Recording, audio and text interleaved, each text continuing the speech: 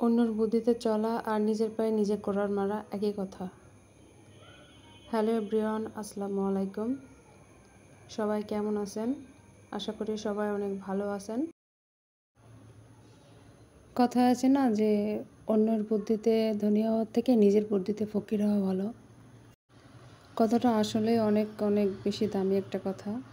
কারণ আমরা যখন অন্য মানুষের সিদ্ধান্তে, অন্য মানুষের মতামতে আমরা নিজের জীবনের কোনো সিদ্ধান্ত নিয়ে থাকি, তখনই আমরা বিপদে পড়ি। কারণ সেখানে আমরা চাই যে না, অন্য মানুষটা সুখী থাকুক, অপর পাশের মানুষটা। আর যখনই আমরা অন্যের সুখের জন্য নিজেকে স্যাক্রিফাইস করি, তখনই পড়ি আমরা বিপদে। এই বিপদে পড়ার পরে তখন নিজে যখন ফেস করা হয় এই বিপদটা, তখনই বোঝা যায় যে আসলে কতটা ভুল ছিলাম ওই সময়ে। কারণ না যায় কাউকে নিজের কষ্টটা শেয়ার করা, না যায় নিজের সয়ে নেওয়া, এই একটা ব্যালেন্সে অনেক বেশি সমস্যা হয়ে থাকে। কারণ আপনি পারবেন না নিজের কষ্টটা অন্যকে বোঝাতে, আর সে বুঝবেও না।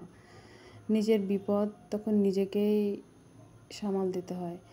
সামাল দিতে দিতে একটা মানুষ অনেক ডিপ্রেশনে চলে যায়। এটা কয়জনই বোঝে আসলে। ঠিক সেরকমই আমার লাইফে এমনটাই হয়েছে, এই জন্য শেয়ার করলাম। কারণ এমন বোকামি করা কখনোই ঠিক না। নিজের মতামতকে সবসময় গুরুত্ব দেওয়া উচিত, নিজের মতামতকে সবসময় উপরে রাখা উচিত। অন্য কি কষ্ট পাবে বা অন্য কি মনে করবে এটা চিন্তা না করে নিজে কিভাবে ভালো থাকা যায় সেটাই ভাবা উচিত। নিজে ভালো থাকলে অন্য মানুষকেও ভালো রাখা সম্ভব হয়।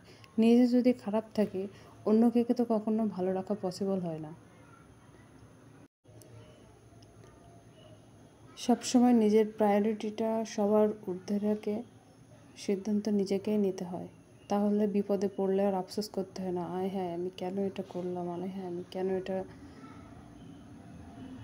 সিদ্ধান্তটা নিলাম, যেটা এখন আমার হচ্ছে। না পারি কাউকে বোঝাতে, না পারি নিজের সইতে।